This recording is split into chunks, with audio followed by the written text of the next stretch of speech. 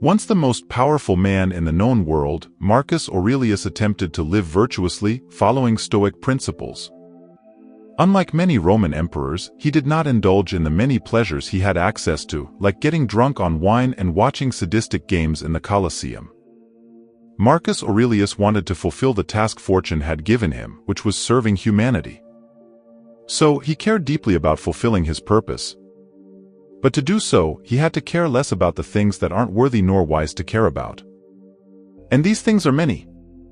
One of the essential concepts in Stoicism is the schism between things we control and do not control, which Epictetus Enchiridion explains so clearly. Most, if not all, things beyond our own actions are not up to us. Does that mean we should renounce the world? Not necessarily.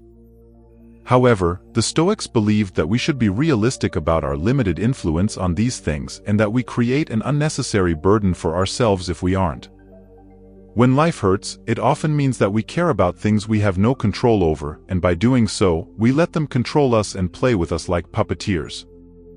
Then, we blame the puppeteers for pulling our strings while, in actuality, we allow them to do so. But if we stop caring about them, they lose power over us, and we'll be undisturbed. For Marcus Aurelius, being unperturbed by things outside of his control allowed him to cope with the many responsibilities and challenges he faced as an emperor and to focus on the task he believed he was given by the gods. For Epictetus, it meant freedom. For other people, not being moved by external forces or a selection of them could be a way to focus on goals that do matter. And for others, it could simply be a path to a happy, carefree life. When life hurts, what are the things we should stop occupying ourselves with? And how do we do it? This video is an exploration and free interpretation of Marcus Aurelius' philosophy on how to care less about things that aren't worth caring about. In his meditations, Marcus Aurelius repeatedly differentiates between present, past, and future. In each category, the ancient Roman emperor has valuable things to say about how we either care too much about them or in the wrong ways or about the wrong things. For clarity and structure, this essay is subdivided into these categories, starting with the future. As Seneca once stated, we suffer more in our imagination than in reality, implying that our thoughts are the source of our suffering. When it comes to the future, our imagination often goes wild, inventing countless scenarios of what could happen, but probably never will. Beforehand, we think of ways to handle possible outcomes while shivering because of the idea of not knowing how the future will eventually play out. In some instances, what happens is what we anticipate. But in many other instances, fortune surprises us, overwhelming us with events we couldn't have anticipated. For example, we could have spent years preparing for a well-earned retirement only to receive, right before the first day of our twilight years, a deadly cancer diagnosis that gives us just a few more months to live. The possibility of such events leads many to continuous worry. The best could happen, but the worst as well. And what if the Third World War breaks out? What if I lose all my money?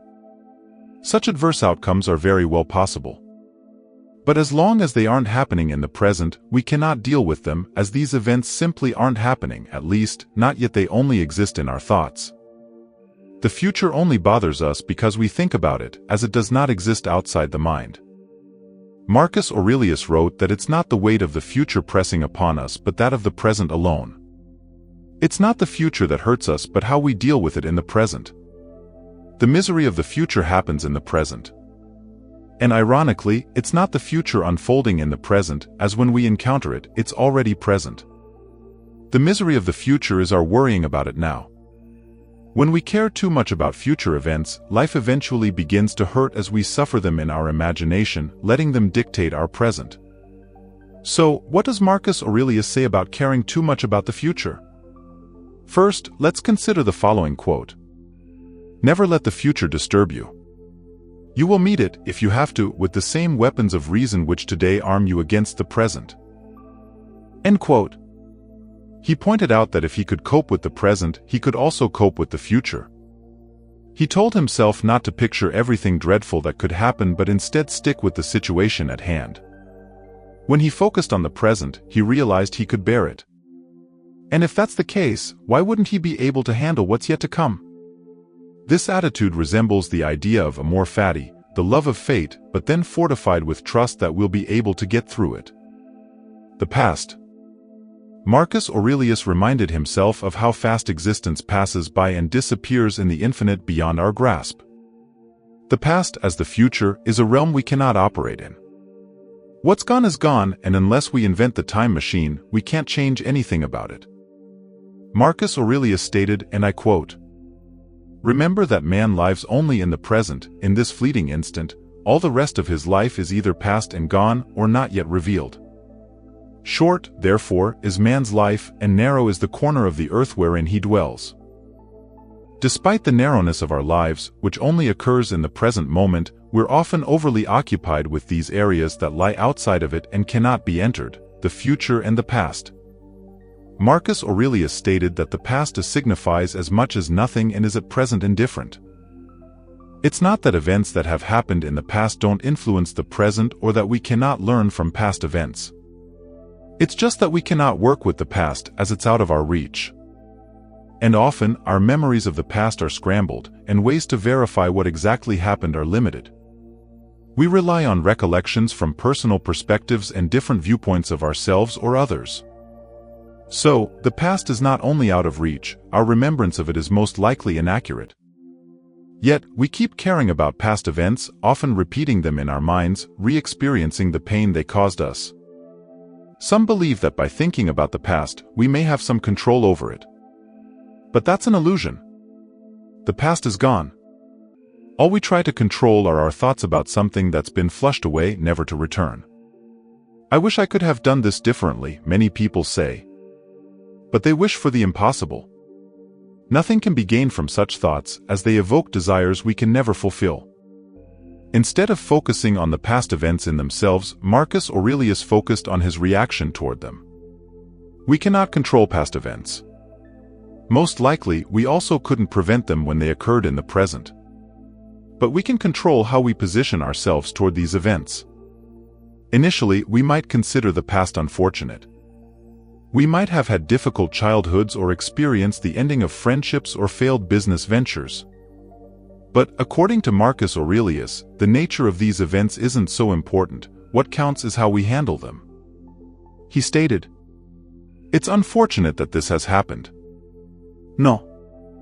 It's fortunate that this has happened and I've remained unharmed by it, not shattered by the present or frightened of the future. It could have happened to anyone. But not everyone could have remained unharmed by it.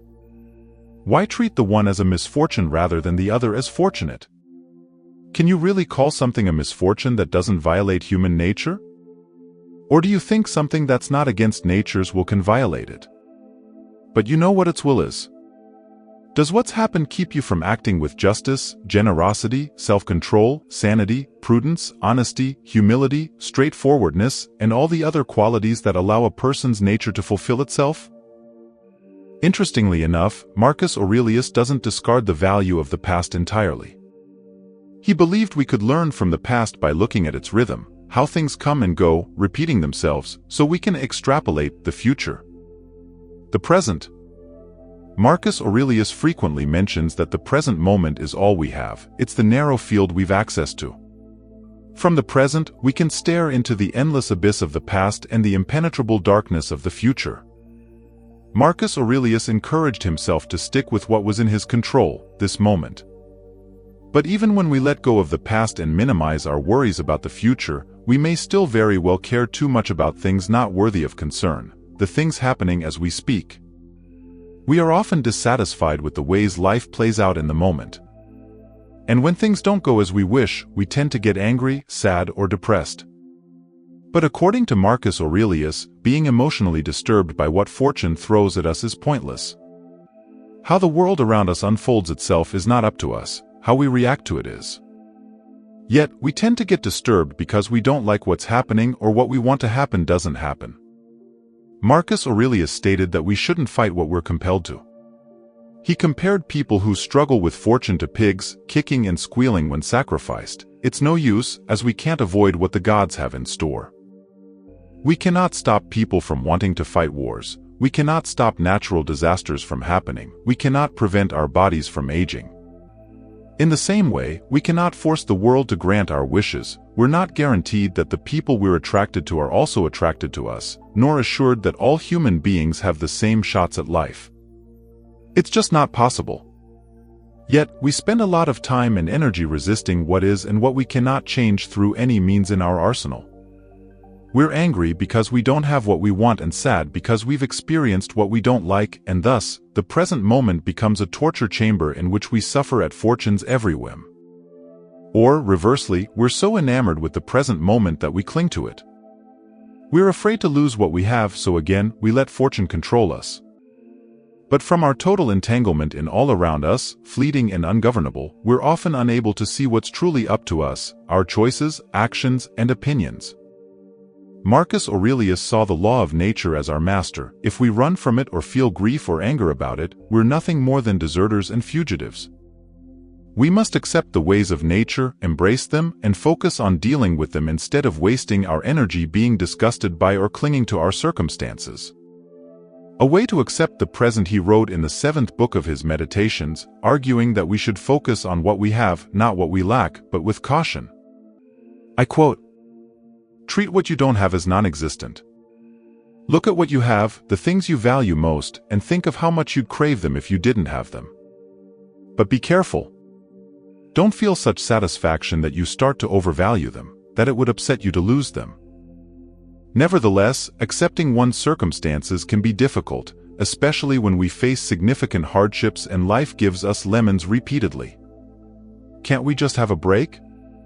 But to Marcus Aurelius, adversity is not an excuse to behave like squealing, screaming pigs. He argues it's an opportunity to practice virtue, or in other words, to apply Stoic philosophy to one's life. The art of living isn't about how amazing and fortunate our external circumstances are, as they're unreliable, weak, fickle, and not our own.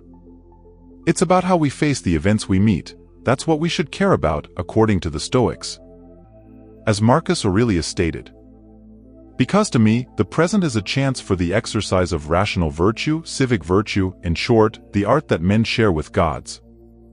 Both treat whatever happens as wholly natural, not novel or hard to deal with, but familiar and easily handled." Thank you for watching.